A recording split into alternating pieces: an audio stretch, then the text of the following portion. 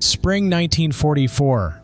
Britain is preparing for one of the largest and most secret military operations in history.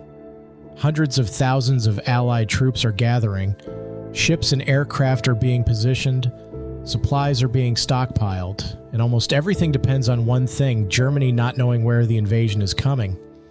Then something alarming happens. British intelligence is monitoring the Daily Telegraph newspaper distributed across Britain. They notice something in the crossword puzzle section. Secret code words. Words that were supposed to be known only to the highest levels of military command. Words that describe specific aspects of the invasion plan. They're appearing as answers in a civilian newspaper's crossword puzzle. Not one code word, not two. By early June, enough of them have appeared that British intelligence has to conclude there's just no way this is a coincidence. Someone is leaking the secrets of D-Day through a crossword puzzle. But who and why? I'm Keith Conrad, and this is Sidequests, the D-Day crossword mystery: how Britain's most sensitive invasion secrets ended up in a newspaper puzzle, how British intelligence investigated, and what the strange explanation reveals about how secrets actually get kept or don't. To understand why this crossword puzzle was so alarming, you need to understand the stakes. Operation Overlord, the code name for the Allied invasion of Normandy. The Allies, America, Britain, Canada, and others are planning to invade German-occupied France, to establish a beachhead to break into continental Europe, to begin the final push toward Germany itself. It's massive. Hundreds of thousands of troops, thousands of ships, thousands of aircraft, and it's completely dependent on surprise. Germany knows an invasion is coming, knows it's coming soon, but doesn't know exactly when, doesn't know exactly where. If Germany can figure out the landing sites, it can concentrate troops and armor along those beaches. It can potentially stop it. So the Allies use code names for everything. Secret words, words that mean nothing to someone who doesn't know what they're referring to. The invasion beaches are named Utah, Omaha, Gold, Juno, Sword. The overall operation is called Overlord. The naval phase is called Neptune. The temporary artificial harbors are called Mulberry. These are words, specific words, that absolutely cannot appear together in public. They're too revealing, too specific, too indicative of the operation's scope and location. And then they start appearing together in a newspaper crossword puzzle. At first, it seems like nothing. British intelligence notices gold appearing as a crossword answer, and sword. Those are ordinary English words, gold as in the metal, sword as in the weapon. Suspicious? Maybe. But crossword puzzles use all sorts of words. Then Juno appears, less common, more unusual. Coincidence? Probably. But then in May 1944, things escalate. May 2nd, Utah appears as a crossword answer. May 22nd, Omaha appears, two landing beaches, both in a national newspaper. May 27th, Overlord, the name of the entire operation. May 30th, Mulberry, the secret artificial harbors that are absolutely classified. June 1st, Neptune, the naval operation. By this point, with D-Day just days away, British intelligence isn't interested in calculating the odds of coincidence anymore. Someone is either leaking D-Day secrets through a crossword puzzle, or the most extraordinary series of coincidences in espionage history is unfolding.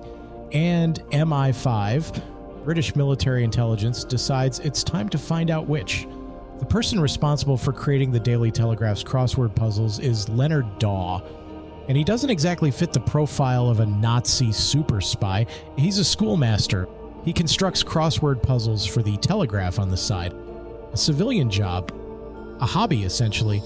British intelligence summons him for questioning, and some investigators want answers. Where did these words come from? Who gave them to him? Is someone passing classified information to him? Is this an elaborate Nazi espionage operation?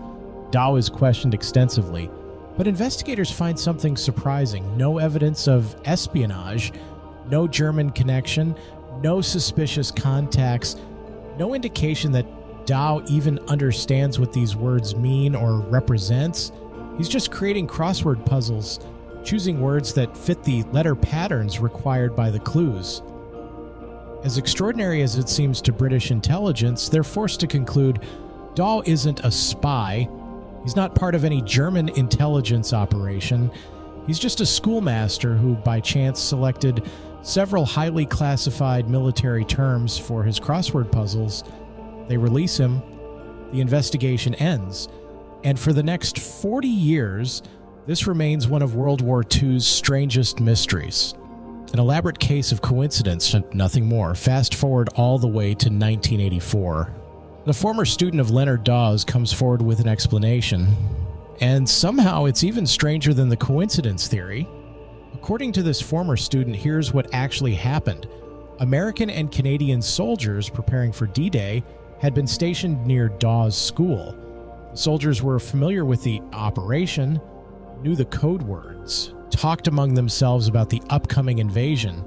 They weren't particularly careful about what they said around local children. They used words like Overlord, Utah, Omaha, Mulberry. The teenage students paying attention picked up on these military terms. They realized these were words they probably weren't supposed to know. Here's where it gets interesting. Daw, when creating crosswords, sometimes asked his students to suggest unusual words for his puzzles. They supplied the words they'd heard from soldiers. Daw created the clues, and according to the students, they didn't realize the words were classified. They thought they were just suggesting interesting vocabulary for a crossword puzzle. Daw didn't know what the words meant. Didn't know they were D-Day code words. The soldiers didn't know the words would end up in a newspaper, and the students didn't know they were participating in a massive security breach. Think about what this means if it's true. Allied soldiers preparing for the most crucial military operation of the war were casually using classified code words around teenagers. The teenagers remembered them, fed them to their unsuspecting schoolmaster, who put them into a national newspaper, and British counterintelligence showed up and interrogated him. One former student later recalled that Daw confronted him after being released from questioning. The student explained where the words had actually come from. Daw reportedly told him, "Don't tell anyone," and the student didn't for 40 years. There's a problem with the schoolboy explanation. It arrives 4 decades after the events in question. It depends largely on the memories of people recalling something from when they were teenagers. Memory fades, details shift, stories get confused. So we're left with uncertainty. Did the words really appear by coincidence? Did schoolboys accidentally leak military secrets by suggesting words to their headmaster? Or is there some other explanation that has never come to light? What we do know, the words appeared. British intelligence noticed. Daw was investigated. D-Day went ahead as planned. The Germans apparently gained no useful warning from the crossword puzzle. The mystery ultimately remains partially unsolved. But this story tells us something important about how secrets actually work. Military history is filled with elaborate intelligence operations, brilliant deception plans, carefully protected secrets. But secrets ultimately depend on human beings keeping them. And sometimes the weakest link in an enormous military security operation isn't an enemy spy, isn't a deliberate leak. It's a soldier talking within earshot of a 14-year-old. It's a teenager mentioning an interesting word they heard.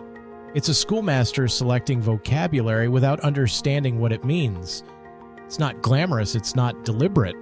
It's just human beings being human beings. We talk, we listen, we remember things, we pass them along without realizing their significance. Spring 1944, D-Day is approaching. The most secret military operation in history is being prepared. And somewhere in Britain, soldiers are talking, students are listening, a schoolmaster is creating a crossword puzzle.